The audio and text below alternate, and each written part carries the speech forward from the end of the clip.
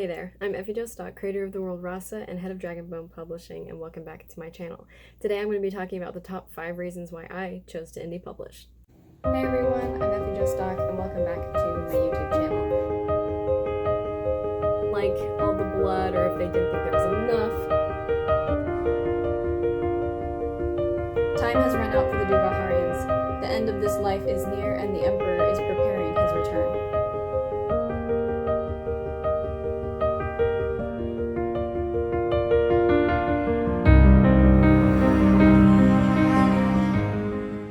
So before I dive right in, I want to start with talking a little bit about the journey that I took in deciding how I wanted to publish my books, because it wasn't just something that I decided overnight or over a course of a couple of months, or I just chose it on a whim. I took quite a few years to do research and understand the options that I had out there and what would work best for me. So I started writing when I was about 12 years old, and I always knew that I wanted to be published. And at the time, the only outlet that I knew for that was traditional publishing. KDP was available at the time, but I didn't know a whole lot about it, and it didn't seem quite like the route I wanted to take. I always loved the idea of pitching to a agent and then to a publishing house and being very professional about it and having big book signings and having a contract and everything.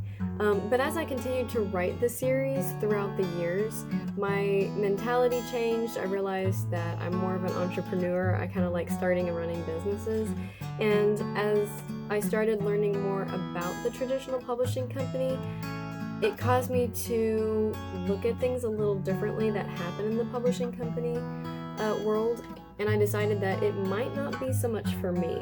I didn't like the idea of a publishing house controlling all of the content that I published and the title, book cover, even like if they wanted to change a character's name, sometimes you sign contracts that allow them to do that. And I just didn't feel like that was something that I necessarily wanted to do, so I started looking for other options. When I started looking for other options besides traditional publishing, I had been writing my book series for about 2 or 3 years, and I think the first draft had been finished by then. And I, at the time, wanted to market it more as a Christian book because of the stronger, more religious themes inside of it. So I started looking into Christian publishing houses, thinking that it would kind of give me an edge in the market, and that's when I first stumbled across self-publishing. Now, for those of you who don't know, self-publishing is where you more or less buy a publishing package from a division of a publishing house or from a publishing house themselves, and depending on how much money you pay, you get a certain amount of set bonuses basically out of it. So say you get the $1,000 package, they'll give you a basic book cover design, give you a couple rounds of editing, format your book basic, and then distribute it to like Amazon or Books A Million, Barnes & Noble, etc. Say you pay $2,000, you'd get a more detailed cover, maybe a more professional editor, a couple more rounds of editing, and they might make ads for your book and put them out on like Facebook or Instagram, and then it went on as you paid more money. But the more I talked to people at these divisions, the more I realized that they did not want to publish my books. It wasn't something they would accept. They didn't like the magic, the dragons, the fighting, and it didn't have enough Christian themes for them to think that it was Christian enough for their label to publish. And so it kind of started seeming like it wasn't going to be that great of a route for my content. And then I started also realizing that these weren't companies that are necessarily interested in the success of your book. They make money based off of what you put in to begin with, and then it's kind of up to you to still do the marketing and sell it. So it made sense, but at the same time, since they didn't want to publish my book, it didn't make a lot of sense. So I still kept looking for more options. Now at this point, a couple more years went by, and me and my dad did a lot of research on all kinds of different publishing options, what other people had done, and we started to stumble across indie publishing. And it seemed a little bit vague at the time. It was almost like it was hard to learn about because there wasn't a lot of resources out at the time. I think 2020, with everybody publishing a lot of books, might have spurred a lot more information on the matter. But I do know that it was a bit difficult to learn about since everybody did some stuff so differently when they indie published. But the more I learned about it, having control over your content, being able to decide your own deadlines, and that whole whole entrepreneur side of it, of running your own business, really appealed to me. When it really came down to it, in the very final year that I was trying to decide how I was going to publish my books, when I was coming out with Child of the Dragon Prophecies first edition, I bounced back and forth between traditional publishing and indie publishing like nobody's business. I had long lists written of the pros and cons for each side. I even took a quiz online that a publishing company offered to see if traditional or indie would be best for you, and in the end, indie won out for me. And so here are the top 5 reasons why I chose to indie publish. I've already mentioned it a little bit in this video already, but the biggest reason why I chose indie is freedom and control. I had very specific visions of what I wanted things like the book cover to be. I loved being able to name my own books, come up with the titles, even things like formatting. I like to be in control. I have a very specific mental image of how I wanted these books to look and feel, and I didn't want somebody telling me what kind of content I needed to publish if they didn't like all the blood, or if they didn't think there was enough fighting, or they didn't like some of the deeper mythological significance, or if there wasn't enough. I didn't want to have to battle somebody constantly of whether or not they thought my content was appropriate for their publishing house. And so being able to have my own freedom and control about the content that I publish is very near and dear to my heart, and it's one of the main reasons why I chose indie. Reason number 2, I get to choose my own deadlines. One of the things that I think is really toxic about traditional publishing are the deadlines. I don't know how many times I've heard of authors complaining, oh my gosh, my publisher needs this done at this certain time and I don't think I can get it done, or they end up rushing these books and readers are disappointed because the book doesn't live up to the author's expectations and it's not what everybody wanted. And honestly, when it comes down to it, guys, creation comes from a place of readiness. Whether you're happy, sad, angry, when you create something, it has to come from a moment inside of you when you're ready to create. And sticking that on a deadline just because it's more convenient for a publishing house to publish your book within a certain span of time doesn't make sense to me. If something happens in my life and I need to take a week off, I want to be able to take a week off. So being able to make my own deadlines and knowing what I can or can't do as far as like my own workload or what I want to get done is huge for me.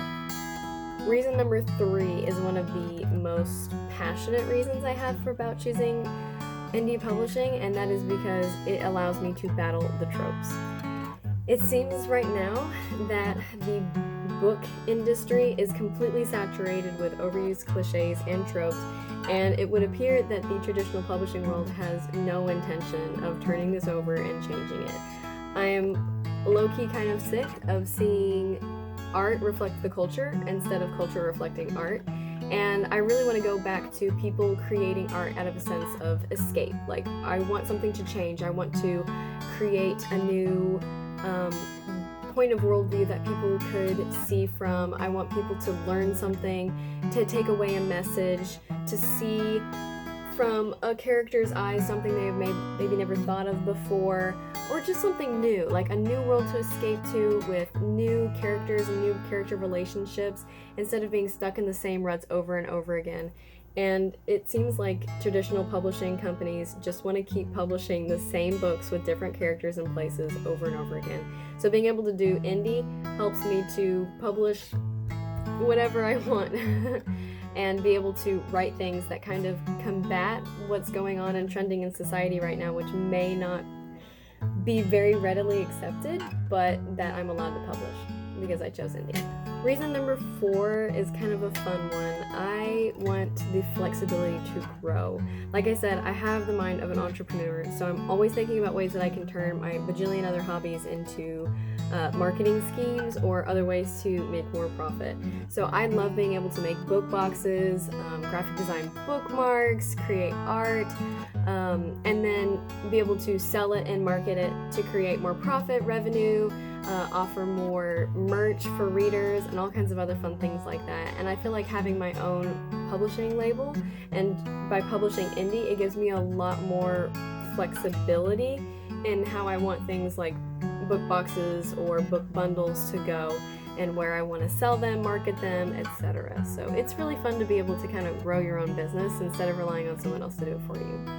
And the very last point, point number 5, which is a huge deal of having my own indie publishing label, is the ability to publish other authors. I have always been so blown away with the creativity and the just incredibleness of other authors that I've met. It always feels like such an honor to be able to publish them, and A Photo Glove, my anthology that I published back in April, was a treat. It really was. I pitch that book anytime I can. I just absolutely love being able to support other authors and publishing them, short stories, poetry, being able to see their art and put it in the book.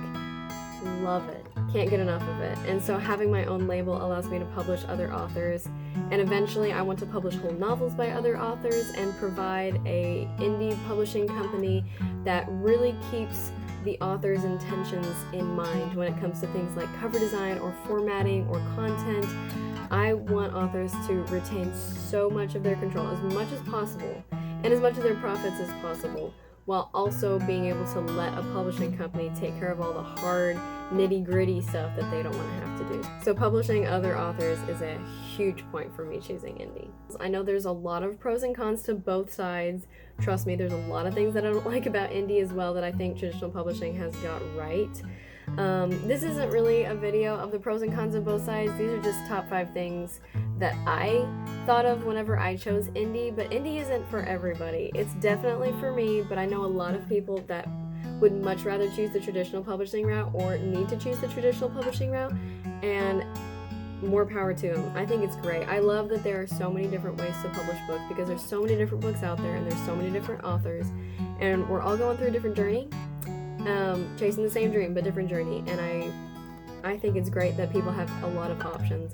But if you're trying to decide what kind of publishing you want to do, don't let anybody tell you that one way is better or worse than the other. They are totally different and just as valid in and of themselves. It's a completely personal decision, and you should take your time on it and just really decide what's best for you and your books. And it doesn't matter what anybody else thinks, as long as it works for you. Let me know your thoughts about the indie versus traditional publishing debate in the comments below, or if you would like to see a video talking about the pros and cons of both sides. Thank you guys so much for watching. I hope this was helpful.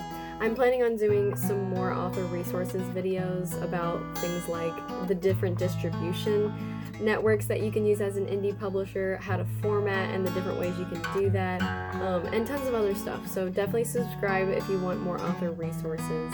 And if you want to keep up with The Shadows of Light, my epic fantasy book series, and other anthologies by my new publishing label, Dragonbone Publishing. Thanks so much for watching, and may the sun smile upon your presence.